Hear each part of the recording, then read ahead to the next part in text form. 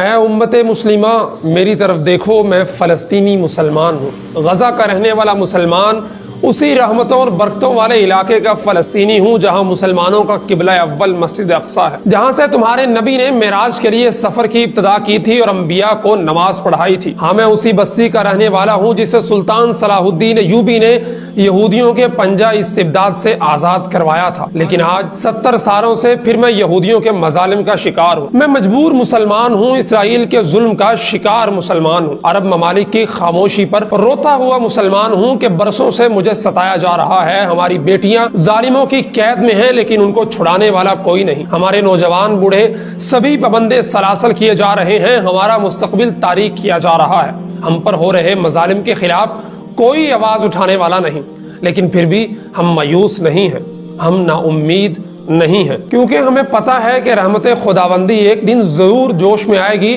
اور فلسطین کا چپا چپا ظلم و ستم سے آزاد ہو کر رہے گا۔ مسجد اقصی کو ہم ہیکل سلیمانی نہیں بننے دیں گے، یہ ہمارا وعدہ ہے۔ ہمارے نوجوان اس لیے جام شہادت نوش نہیں کر رہے کہ ہم ان کی شہادتوں کو رائیگاں جانے دیں، ہم ان کی شہادتوں کی پاسداری کریں گے، ہم شیخ یاسین کی شہادت کا لاج رکھیں گے، ہماری نقاب پوش بہنوں اور بھائیوں کی شہادت رائیگاں نہیں جائے گی، ہمارے شیرخوار معصوم بچوں کا خون ناحق رنگ لائے گا، اقصی میں گرے ہوئے آنسو طوفان بنیں گے اور اسی طوفان میں یہود اور ان کا ساتھ دینے والے تمام سربراہان اور رہنما بہہ جائیں گے۔ لیکن یہاں پہ یہ کہنا ضروری سمجھتا ہوں کہ مسجد اقصی ہم صرف فلسطینیوں کا معاملہ نہیں ہے، اس کی بازیابی صرف ہم فلسطینیوں کے ہی ذمہ نہیں ہے، پوری دنیا کے مسلمان اس پر خاموش رہ کر گویا یہ پیغام دے رہے ہیں کہ یہ صرف فلسطینیوں کا ہی مسئلہ ہے۔ کیا ہوا اگر ہم فلسطینیوں کے پاس کوئی ہتھیار نہیں ہے؟ کیا اسرائیلی غاصب ہم سے ہمارے جیتے جی مسجد اقصی لے لیں گے؟ نہیں، ہرگز نہیں، اور یہ ہم نے 70 سالوں سے انہیں دکھا دیا ہے۔ ان کے پاس اگر ٹینک ہیں تو ہمارے پاس داؤدی پتھر ہے، ان کے پاس اگر ڈرون ہیں تو ہمارے پاس ابابیلوں کا لشکر ہے، ان کے پاس اگر ایٹمی ہتھیار ہیں تو ہمارے پاس پاؤں سے معذور مجاہدین کا عزم و استقلال ہے جو ان سب چیزوں پر بھاری پڑ رہا ہے۔ ہمارا بچہ بچہ اسرائیل کو دشمن سمجھتا ہے اور یہودیوں کو ناپاک نسل۔ ہم اقصی بھی چھڑوائیں گے اور یروشلم کو کسی بھی حال میں اسرائیل کی راجدھانی تسلیم نہیں کریں گے۔ آپ نے دیکھ ہی لیا ہوگا کہ دودھ پیتے معصوم بچوں سے لے کر کڑیل جوانوں تک، عفت نشیب بوڑھی ماؤں سے لے کر عفت معاب دوشیزاؤں تک، سب ایک ہی صف میں کھڑے ہیں۔ وہ گولیاں برسا رہے ہیں، بموں سے حملے کر رہے ہیں، لیکن ہم آہنی دیوار بن کر ان کے ناپاک عزائم میں رکاوٹ پیدا کر رہے ہیں۔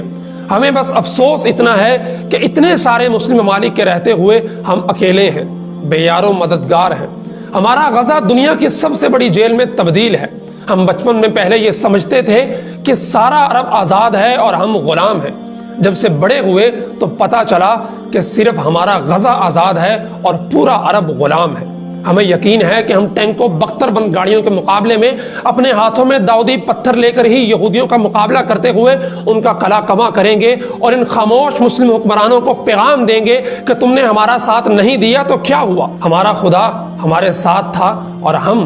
کامیاب ہوئے۔ دنیا والوں میں وہی فلسطینی مسلمان ہوں جس پر عید کے دن بموں کی برسات کی گئی، جمعۃ الوداع کی نماز پڑھ رہے مجاہدین فلسطین پر آگ کے شعلے برسائے گئے، لیلۃ القدر کی شب نماز تراویح پڑھ رہے مصلیوں اور معتکفین کے خون بہائے گئے،